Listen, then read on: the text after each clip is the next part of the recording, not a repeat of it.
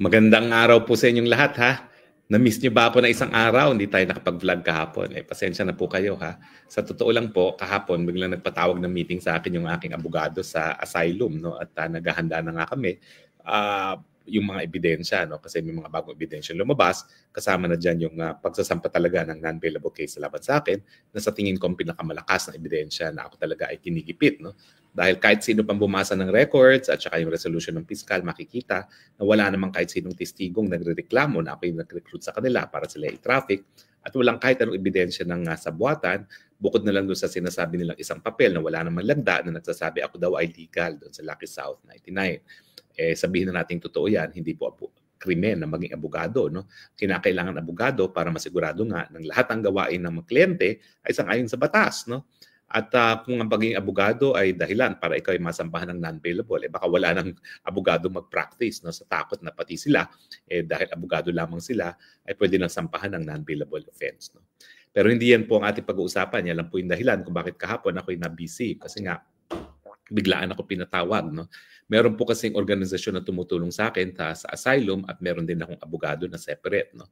So, pareho po akong pinatawag kahapon ng ura-urada at siyempre po, hinahanda lang yung mga ebidensya, hinahanda ko ano yung dapat kunin sa Pilipinas at mabuti ng handa dahil alam nilang mainit talaga yung aking aplikasyon. Ang sabi nga ng IND, ako daw ang pinakapopular na asylum seeker sa kanilang opisina ngayon, no? At siyempre maraming mga nakatutok so dapat laging handa doon sa kaso. Anyway, pag-usapan po natin ngayon. Alam niyo po, bagamat maraming maanghang na sinasabi sa akin si Secretary Remulla, at least si Secretary Remulla, lalaking-lalaki po. Hindi po yan nagsisinungaling. Naalala nyo, Hulyo pa lang ng 2023, sinabi na niya, bagong-bago pa lang administrasyon ni Tatay Digong, ni Marcos Jr., sinabi na niya na mukhang nagkaroon na ng bagong pulisiya pagdating sa kooperasyon sa ICC, no? Sinabi niya na bagamat ang salita ni Marcos Jr. ay hindi sila makipagtulungan dahil ito'y maging labag sa soberenya ng Pilipinas sa ICC, sinabi na niya na talagang nakikipagtulungan ng Pilipinas at tinitignan nga kung babalik pa sa ICC.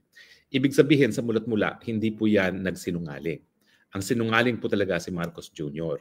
Palagi niyang sinasabi na hindi makipagtulungan, labag sa soberenya, pero in the end, malalaman natin, siya pa ngayon ang nag-volunteer na dalhin nga sa dahig ang pagkatao ni Tatay Digong.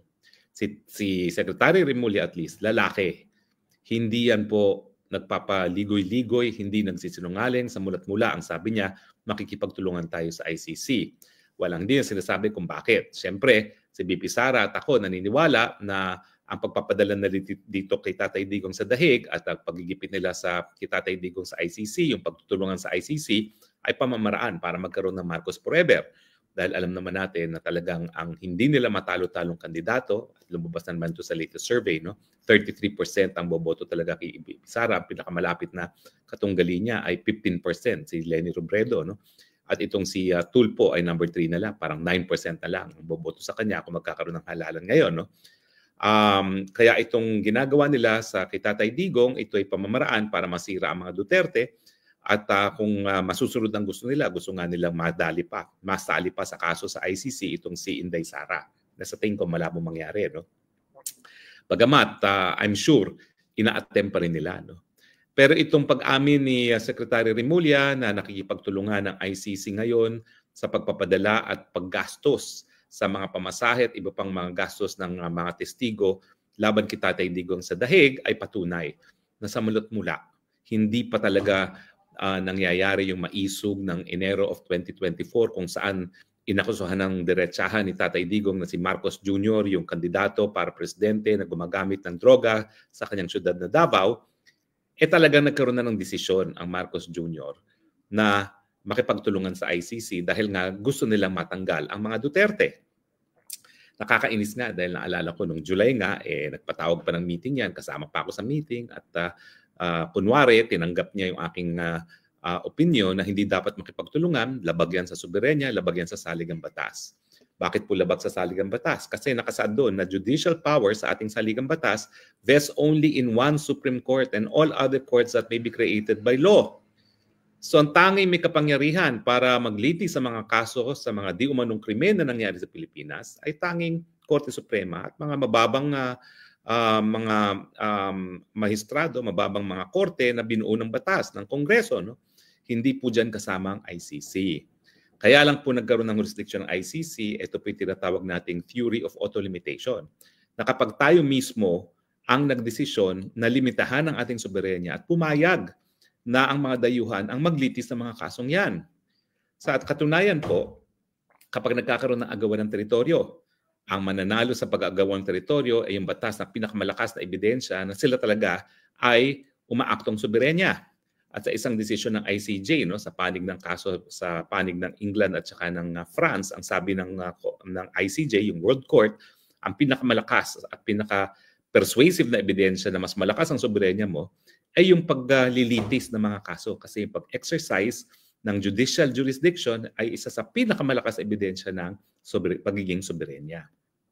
So, mabalik tayo dun sa sinabi nga ni Secretary Remulla na sa mula't-mula makikipagtulungan talaga sila sa ICC. Now, bakit hindi dapat? Well, dahil nga po tapos na yung auto-limitation. Dahil tayo bumitiw na sa ICC. At dahil tayo bumitiw na, wala na tayong obligasyon para makipagtulungan. Kasi kapag tayo nakipagtulungan pa na hindi na tayo miyembro, linalabag natin yung probisyon ng ating sariling saligang batas na ang judicial power ay nasa kamay lamang ng Korte Suprema at mga mababang mga korte na binuo ng Batas Pilipinas. At tingin ko, itong kooperasyon na ini-extend nila sa ICC ay labag na doon sa saligang batas na yan. Nagkakaroon na po tayo ng willful violation and serious violation of the Constitution. Ang problema po, ang palagi nagsasalita, si Secretary Remulla at ibang sinasabi ng Presidente. Bakit? Kasi iniiwasan nilang impeachment.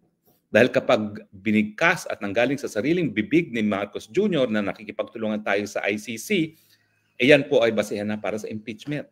Culpable violation of the Constitution kasi talagang napakalaking dagok po yan sa soberenya kung siya ay makikipagtulungan sa isang dayuhan, banyagang hukuman na wala ng dahilan. Yung auto-limitation po, sige po, pwede ang mga dayuhan, pero dahil pumayag lang tayo. Tumigil na po yung pagpayag na yan 1 taon matapos tayong bumitiw sa pagiging miyembro ng ICC.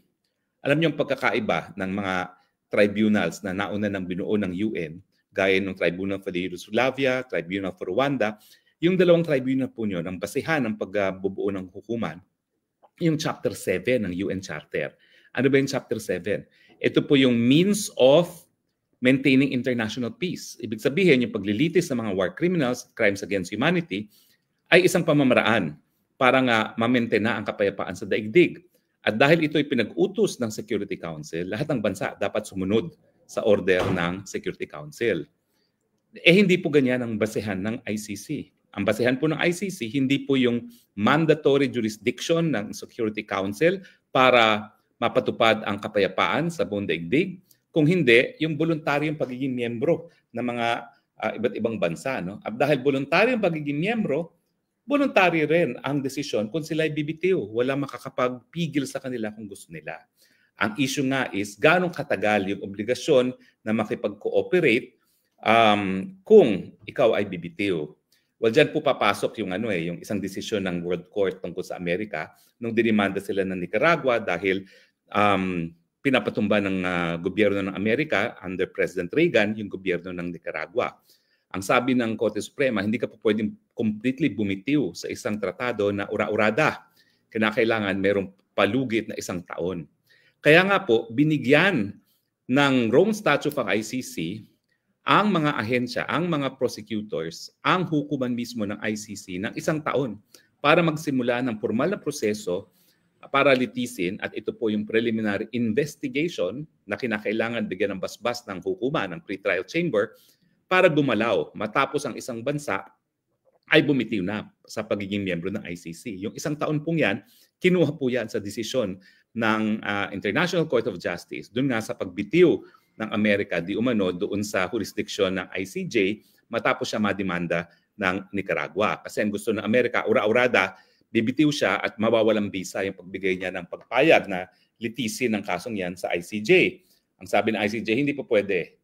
1 taon ang palugit na dapat ibigay mo. Kaya nga merong 1 taon na palugit na matapos magbitiw ang Pilipinas bilang miyembro ng ICC, pwede naman magsimula ng formal na proseso sa hukuman ang prosecutor. Pero natulog nga po sa kangkungan yung prosecutor at nawala na siya ng jurisdiction matapos sumipa ang pangalawang taon matapos na bumitiw na ang Pilipinas. Kasi kung pagpipilitan na itong obligasyon nito ay forever, abay, hindi po ba katarungan naman yan sa mga bansa dahil hindi po mandatory ang kooperasyon sa hukuman. Hindi gaya po yan ng Tribunal for Yugoslavia at Tribunal for Rwanda nang bumuo ay ang UN Security Council. Kapag ang bumuo ay UN Security Council sa ilalim ng Chapter 7 ng UN Charter na tinatawag or Means of Maintaining International Peace, mandatory po yan sa lahat ng bansa na sumunod sa mga utos at i-recognize ang jurisdiction ng tribunal. Pero pag voluntaryong tratado po ang naging basehan sa pagsisimula at pagbubuo ng hukuman, meron pong karapatan na bumitiw ang mga bansa sa kanilang pagiging miyembro. At yan nga po ang ginawa na ng Pilipinas. Now, so yan po ang dahilan kaya hindi nanggagaling sa bibig ni Presidente BBM ang pagtutulungan sa ICC, palagi nanggagaling kay Boying Remulla. At kung titignan nyo, consistent si Boying Remulla. Alam nyo, ang danger sa ginagawa ngayon ng Pilipinas, talagang ginigiit talaga nila si Presidente Duterte. Bakit? Kasi nga, yung ating basehan na sinasabing walang jurisdiction, ay wala nang jurisdiction ang hukuman dahil sinimulan nga ang preliminary investigation sa pangalawang taon matapos tayo magbitiw.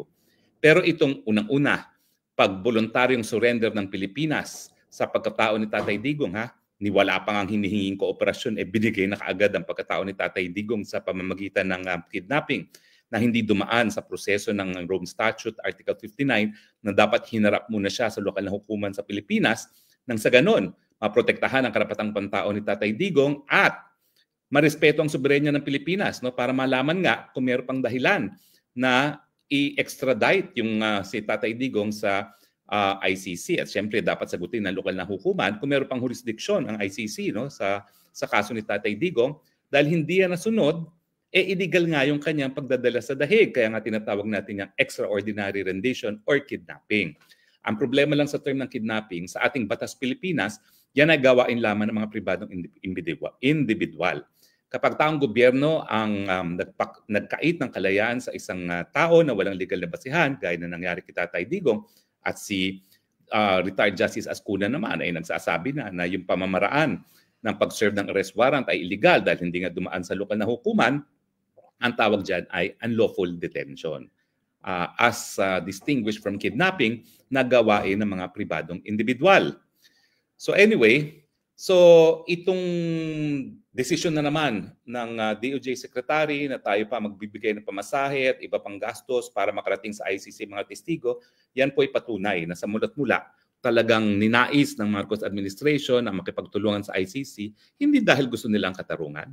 Alam naman nila ang katarungan ay po pwedeng mabigay ng ating lokal na hukuman. Ulitin ko po ako'y tumayo bilang isa sa prosecutor na Maguindanao Massacre. 58 murders. And yet, dito sa kaso ni Tatay Digong, sinasabi nila 43 victims. Bakit kailangan dalhin sa ICC? Samantalang ang ICC naman is a court of last resort. Dapat sila'y gumalaw lamang kapag ang lokal na hukuman ay hindi makagalaw dahil merong impunity suit, impunity or merong immunity laban sa nasasakdal o di naman kaya walang gobyernong gumagana.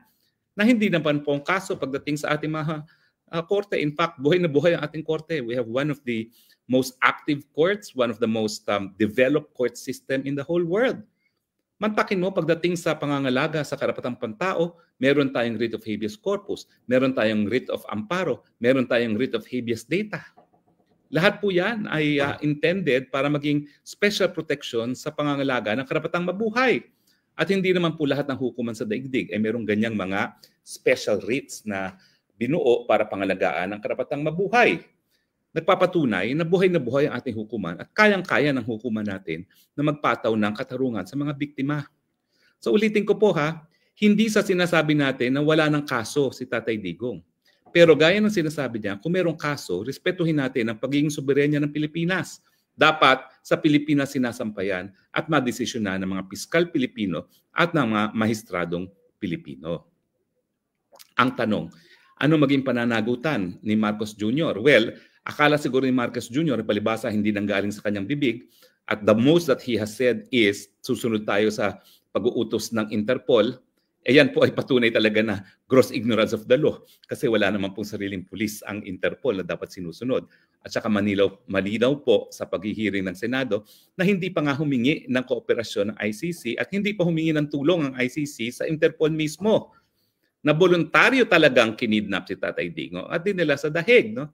Pero itong gawain ni Remulla, hindi mo pa rin mapagkakait na siya ay isang political agent. And under the theory of qualified political agency, ang gawain talaga ng kalihim ng Secretary of Justice ay gawain ng Presidente. So hindi pa rin po off the hook ang Marcos Jr. for culpable violation of the Constitution kasi malinaw naman po na alam niya ang ginagawa ng Secretary of Justice at hindi niya pinipigil bilang isang tagapagpatupad ng ating saligang batas.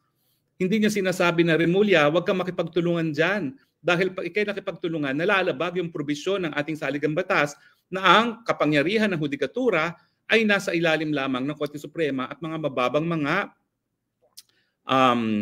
hukuman na binuo ng lokal na batas. So bagamat hindi nanggaling sa bibig niya ang pagko-cooperate na illegal at unconstitutional, may pananagutan pa rin ng Presidente dahil alam naman niya ang posisyon ng Secretary of Justice, ginagamit ang pondo na galing sa kabanbayan ng bayan at wala siyang ginagawa para pigilin. So yan po talaga ay masasabi natin na binding as an act of the President ang ginagawa ng kanyang political ego, alter ego na ang kalihim ng Secretary of Justice. So pag nabago pong ihip ng hangin, at alam ko naman mga politiko na yan magaling tumansya ng pulso ng bayan, magagamit pa rin po yan para mapatalisik ang ating Presidente under the basis of culpable violation of the Constitution, yung pagtutulungan sa ICJ na wala ng dahilan dahil tayo nga ay nagbitiw na. Pero ang pinakamasakit dyan, itong ginagawa nilang pagtulong, ina-underscore nila sa panahon na kinu-question nga natin ang jurisdiction. Anong ginagawa nila? Tinutulungan nila ang prosecutor ng ICC para makumbinse ang ICC na hindi totoo na naniniwala ang Pilipinas sa wala ng jurisdiction. Kasi, bagamat sinasabi ni Tatay Digong na sang-ayon sa Rome Statute, wala ng jurisdiction dahil nga natulog sa pansita ng piskal ng ICC at nagsimula lang ng preliminary investigation sa pangalawang taon, heto naman ang Pilipinas, ang estado ni Tatay Digong na voluntaryong nag-surrender na pagkatao ni Tatay Digong sa ICC na maski hindi pa rin ni-request na pagkilala sa jurisdiction ng ICC. At pangalawa, voluntaryong nakikipag-cooperate sa pagpapadala ng mga testigo laban kay Tatay Digong at ginagastusan pa ang pamasahe at iba pang mga gastusin para makarating ng Hague ang mga biktima.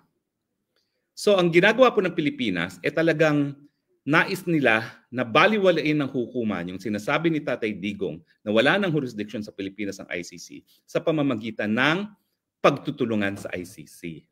Bakit nila dapat gawin yan? Kasi nga, ang dami rin sinabi ni Junior na wala ng jurisdiction ng ICC. Lahat naman yan ay na iulat sa ating mga balita. Pero itong mga deklarasyon naman ni Presidente, taliwas sa gawain ng gobyerno. Kasi kung hindi na talaga, wala na talagang jurisdiction ng ICC sa atin at labag sa soberenya natin ng pagtutulungan, bakit nga sinurrender ng gobyerno ni Marcos Jr. si Tatay Digong voluntaryo sa korte at bakit ngayon nakikipagtulungan pa? So ang gawain ni Remulla ngayon, carefully crafted and implemented para mabaliwala yung sinasabi ni Tatay Digong sa kanyang motion to dismiss na wala ng jurisdiction. At ang argumento nila, bagamat ang salita ni Presidente Marcos Jr. ay wala ng jurisdiction ng ICC, yung gawain naman ay nagpapakita na kinikilala ng gobyerno na meron pang jurisdiction. Ang tanong, anong mananaig? Yung formal na sinabi ng Presidente na pang PR lamang o yung gawain ng gobyerno? Siyempre, inaasahan ni Marcos Jr. na mas paniniwalaan ng hukuman yung gawain ng gobyerno dahilan para ibasura yung motion to dismiss ni Tatay Digong on the basis of lack of jurisdiction. Delikado po yung ganyang posisyon. Kasi marami ng kaso sa international law na kinilala na itinatawag na estoppel o yung gawain na nagpapatunay na taliwas sa sinasabi ng Pilipinas na wala ng jurisdiction, kinikilalang jurisdiction, ay kinikilala ng hukuman. Sa paagawan ng teritoryo po yan, yung isang beses na kinilala ng Cambodia na isang pinag-aagawang templo ay pag-aari ng Thailand sa isang mapa ay kinilala ng hukuman na pagkilala ng Cambodia na ang Temple of Preah ay nasa teritoryo nga ng Thailand. Tapos sa ngayon, ang nais na maging ruling ng Marcos Jr. administration is taliwas sa mga sinasabi ni Marcos Jr. na wala ng jurisdiction ng ICC, yung pagkilala ng jurisdiksyon sa pamamagitan ng pagtulungan sa pag-aresto kay Tatay Digong at pagpapadala ng ebidensya ay mas malinaw na deklarasyon na kinikilala ng Pilipinas ang jurisdiksyon ng ICC. Yung panahon nga pala ni Marcos Sr., nung siya'y dinimanda ng mga human rights victims para sa human rights violations ng martial law, sinabi ni Marcos Jr. na meron akong sovereign immunity from suit sa lahat ng ginawa ko bilang isang presidente. Ang ginawa ng Pilipinas sa administrasyon ni Cory Aquino, dineklara nila na walang immunity from suit si Marcos. At kinilala ng hukuman yung deklarasyon ng gobyerno ng Pilipinas sa ilalim ni Aquino na wala ng immunity from suit si Marcos dahilan para nagpatuloy ang paglilitis kay Marcos Sr. at napatawan nga ng award na mahigit kumulang 2 bilyong dolyares ang mga biktima ng mga paglabag sa karapatang pantao noong panahon ng martial law. At itong ruling nga ito ang dahilan kung bakit mayroong 300+ million fine si Marcos Jr. ngayon sa hukuman ng Amerika dahil nga po ayaw niyang sabihin kung nasan yung mga ari-ariang nakaw ng mga Marcoses, hindi lang po sa Amerika, kundi sa buong daigdig. Kaya nga kung hindi siya presidente ngayon, pag tumapak siya sa Amerika, pwede siyang maaresto. Kaya nung siya'y presidente at unang nagpunta sa Amerika, wow, feel niya na balik siya sa Amerika. Kasi kung hindi siya presidente, hindi siya makakatapak sa Amerika dahil ikukulong siya hanggang sabihin niya kung nasaan yung nakaw na yaman nila na itinatago at hanggang bayaran yung 300 million fine laban sa kanya.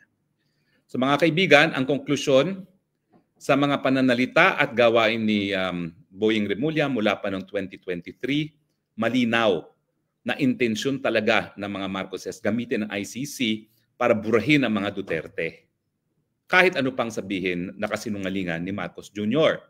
Pangalawa, yung gawain nila ngayon na nakikipagtulungan, ito po'y labag sa saligang batas. It is a culpable violation of the Constitution dahil isang Korte Suprema at mga bababang kapulungan lamang ang kinikilala ng saligang batas na dapat mag-exercise ng judicial powers.